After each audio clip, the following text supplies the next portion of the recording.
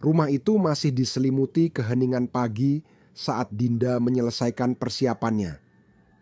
Dengan koper kecil di tangan, ia memeriksa sekali lagi dokumen-dokumen penting yang akan dibawanya keluar kota. Ia tahu tugas konferensi ini penting untuk karirnya, tetapi meninggalkan rumah selama seminggu selalu membuatnya gelisah. Di ruang tamu, Arman duduk di sofa dengan kaos oblong dan celana pendek. Suaminya itu tampak asyik menggulir layar ponsel, nyaris tidak memerhatikan kehadirannya. "Mas, aku berangkat ya," ucap Dinda dengan senyum kecil, mencoba menarik perhatian suaminya. Arman menoleh sejenak, lalu tersenyum tipis. "Iya, hati-hati di jalan. Jangan lupa kabar-kabar ya." Dinda menghela napas. Dia tahu Arman bukan tipe pria yang terlalu ekspresif, tetapi sikapnya yang dingin selalu menyisakan rasa kosong di hatinya. Sari, pembantu rumah tangga mereka, muncul dari dapur dengan seragam bersih. "Bu Dinda, mau saya bantu bawakan koper ke mobil?" tawarnya dengan nada ramah. "Ah, tidak usah Sari. Terima kasih ya. Tolong jaga rumah selama saya pergi." "Siap Bu, jangan khawatir," jawab Sari sambil tersenyum. Setelah memberikan kecupan singkat di pipi Arman, Dinda melangkah keluar rumah. Mobilnya melaju menjauh, meninggalkan keheningan yang lebih dalam di rumah besar itu. Bab 2. Kesepian yang menggoda. Hari pertama tanpa Dinda, Arman menghabiskan waktunya di depan televisi. Dia menonton acara olahraga, memesan makanan lewat aplikasi, dan bermain game di ponselnya. Hari itu berlalu tanpa kejadian berarti.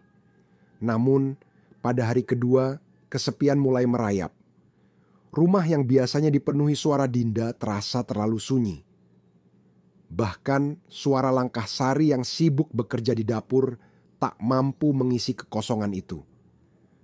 Ketika Sari datang membawakan teh sore ke ruang tamu, Arman memperhatikan gadis itu lebih lama dari biasanya. Sari, meskipun hanya seorang pembantu, memiliki penampilan sederhana yang memikat.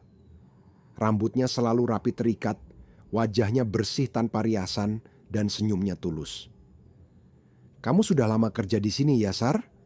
tanya Arman sambil menyeruput tehnya. "Sudah 2 tahun, Pak. Alhamdulillah, Bu Dinda dan Bapak baik sama saya," jawab Sari sopan. Arman tersenyum kecil. "Kamu rajin sekali. Kalau capek, bilang saja. Jangan terlalu memaksakan diri." Sari hanya tersenyum, lalu kembali ke dapur.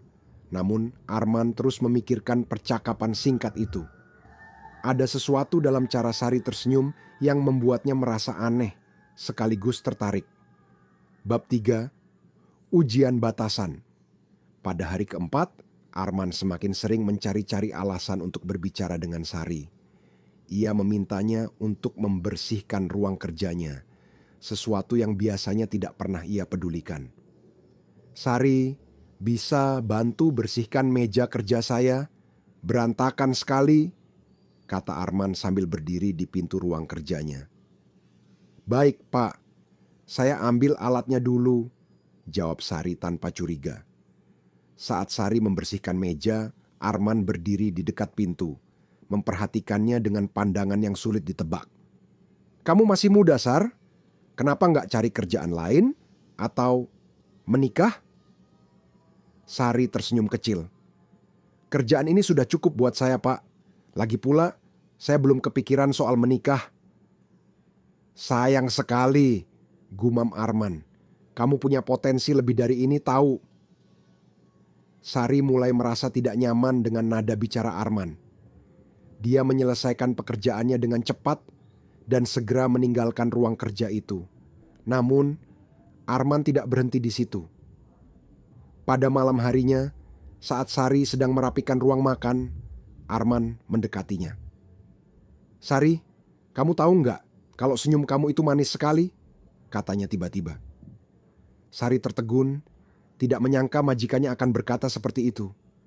"Pak Arman, jangan bercanda seperti itu. Saya cuma pembantu di sini." Arman tersenyum tipis. "Tapi kan, Kamu juga manusia. Apa salahnya saya mengapresiasi?" Sari menunduk, berusaha menghindari kontak mata. "Maaf Pak, saya harus selesaikan pekerjaan saya." Bab 4. Kembali ke jalan yang benar. Keesokan harinya, Sari merasa semakin gelisah. Ia mulai menghindari interaksi dengan Arman, hanya berbicara seperlunya. Namun, Arman terus mencari-cari cara untuk mendekatinya. Hingga pada suatu malam, ketika hujan deras mengguyur kota, Arman menemukan Sari sedang duduk di dapur, menikmati secangkir teh. "Sari!" panggilnya sambil mendekat. Sari berdiri cepat, wajahnya tegang. "Ada apa, Pak?" Arman tersenyum lembut, tetapi tatapannya membuat Sari merasa terpojok. "Aku cuma mau bicara, kamu nggak perlu takut." "Pak Arman, saya rasa lebih baik saya pergi ke kamar saya," ujar Sari sambil melangkah mundur. Namun, sebelum Sari sempat pergi, Arman berkata, "Tunggu Sari, aku cuma ingin bilang kalau aku..." "Pak, tolong hentikan." Sari memotong dengan suara tegas, sesuatu yang jarang ia lakukan. "Apa yang Bapak lakukan ini salah. Bu Dinda percaya sama Bapak. Saya juga." Kata-kata Sari membuat Arman terdiam. Untuk pertama kalinya, ia merasa malu pada dirinya sendiri.